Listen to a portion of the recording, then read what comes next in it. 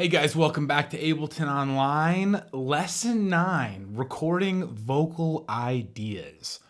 So we've got an arrangement laid out here that we've recorded in, played it in live from session view. Now we want to maybe record a catchphrase right before the drop, or put down a vocal idea that might turn into a synth lead or a bass line later. So basically, we're talking about recording external audio inputs. So how do we go about that? Up until now, we've dealt with audio that's already in the computer, in the box, or MIDI that's being played through a software synthesizer or other instrument device to produce sound. But what if we want to record our own voice or any sound that isn't already in the computer? Well, the first step in doing that is setting up an input source. And the way you do that is you go into your preferences. And the hotkey for that again is Command, comma, or if you like, you can click up here live and go to preferences. And that should pull up your preferences. Now you want to go to the audio tab, okay? And you'll see that I have a driver type as core audio, and of course I have an audio output device. We've already set that up. I have no audio input device though. Now if you have a sound card, such as maybe a Fireface or a PreSonus or any of the various sound cards out there on the market, that's USB, Firewire, even Thunderbolt sound card, and you have a condenser microphone already set up, then you're going to want to choose that as your option and make sure that on the input configuration, whatever channel you have that mic plugged into, you have that highlighted, okay, so that it's selectable in Ableton. We'll get to that later. Now, if you don't have an external sound card, no worries. Everyone's going to have this built-in microphone option, and it's completely okay to use that. Just always make sure that under channel configuration, you're checking your input configuration to make sure that whatever inputs you're going to use, that they're selected, they're highlighted, they're ready to accept audio input in Ableton. Okay? So I'm going to use the built-in microphone first, and then I'm going to come back and do another example using a USB mic that I have plugged in, the Samsung Meteor mic. Okay, so for now, built-in microphone. I'm set up, I'm good to go. I'm going to get out of my preferences. Okay, now the next step in this process is this view right now, it's looking a little bit cluttered to me. So what I'm going to go ahead and do is I'm going to click the first track, and I'm going to shift-click the last track. And this top box right here, this is automation. We'll get into that in a later lesson, but for now, I don't want to see it, so I'm going to click none. That's going to get rid of all of those horizontal red lines on all these tracks. The next thing I'm going to do is I'm going to get rid of any tracks that I'm not using. And I don't have anything on this chord sweeper track, so I'm going to get rid of that. And the next thing I'm going to do, just to clean this up a bit so I can see things a little bit better and so that I have more of this area down here available to me, more screen real estate, is that I'm going to, again, go ahead and click the first track, hold down shift and click the last track, and then I'm going to click any one of these disclosure triangles, okay? And that's going to collapse all of the tracks together and give me a lot more room to work with down here. It's going to kind of put these out of my field of focus for now, okay? I'm gonna right click and insert a new audio track, okay? And give myself a little more space to see here, okay?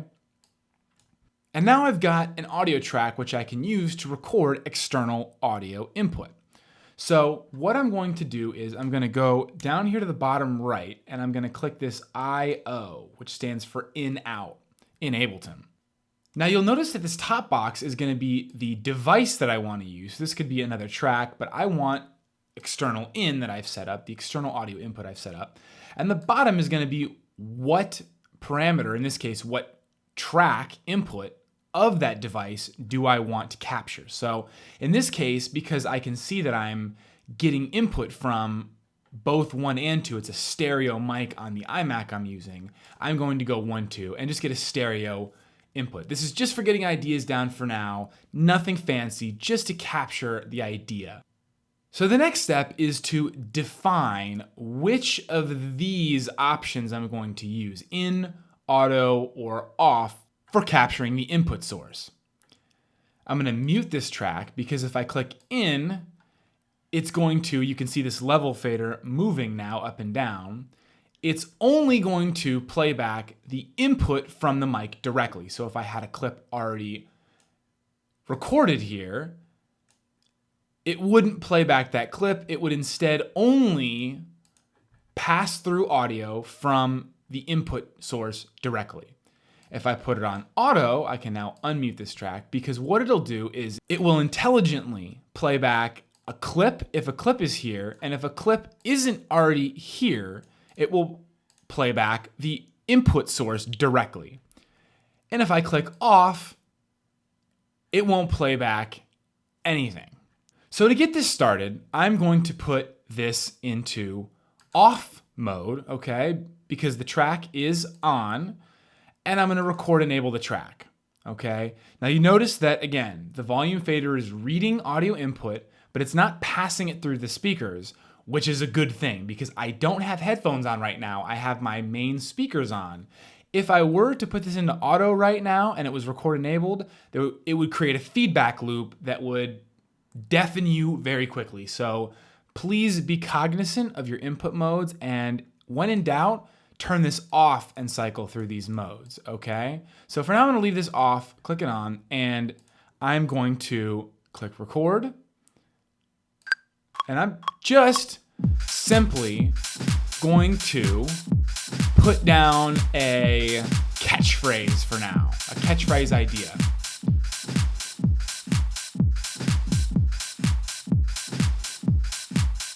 Get down. There you go. Nothing fancy, but that'll do for now. Let's zoom in, and I'm just going to edit this until it's at the exact place that I want to play out. Now, if I take off record enable and put it into auto, you should now hear that. Get down. Get down. You want to exaggerate it, take everything away in the track, but the audio sample that you just recorded. Get down.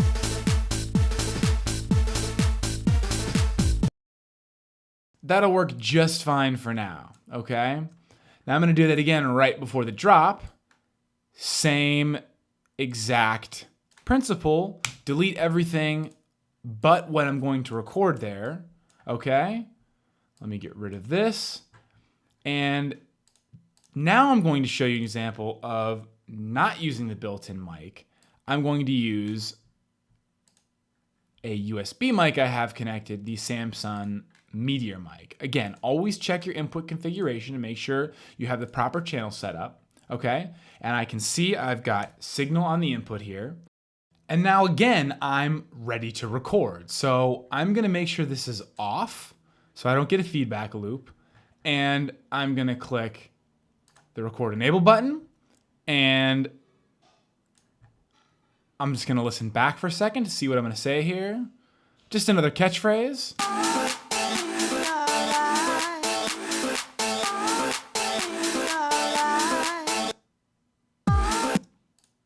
Maybe something, put your hands up. I don't know, just something catchy. Okay, so let's record it. Again, just hit record. It's still recording right now. You can even see it.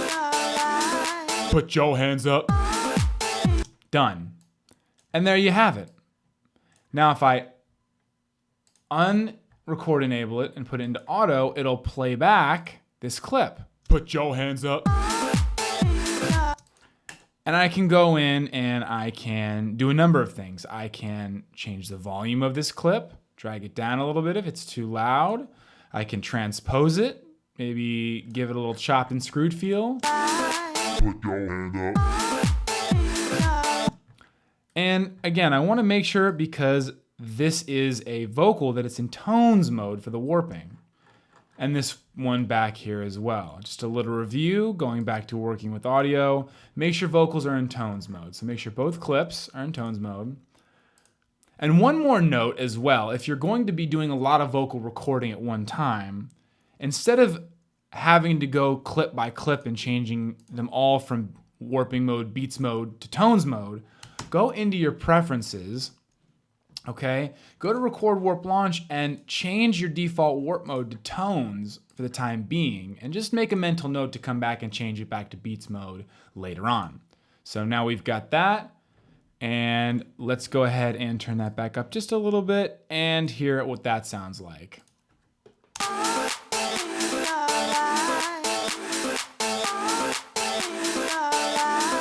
Put your hands up. Not bad. Could be better, but it works, and I got the idea down. The same procedures can be used to record much more than simple catchphrases. You can record entire vocal lines, top lines, phrasing ideas, verse ideas, and so on and so forth. You get the idea. You can even come in here and beatbox over it if you want to add your own drums. You can sing in ideas, melodic ideas that could be used for lead lines or bass lines later. You can even sing in melodic lines, and Ableton can convert your audio input melody into MIDI. We'll cover that in a later lesson, but very exciting stuff. So there you have it. That's how you get external audio input into Ableton, record vocal ideas, record any external audio input, and add your own unique touch, or record ideas you have in your head that you maybe want to develop further later by recording external audio inputs in Ableton. So that was lesson 9, recording vocal ideas. See you next time in lesson 10.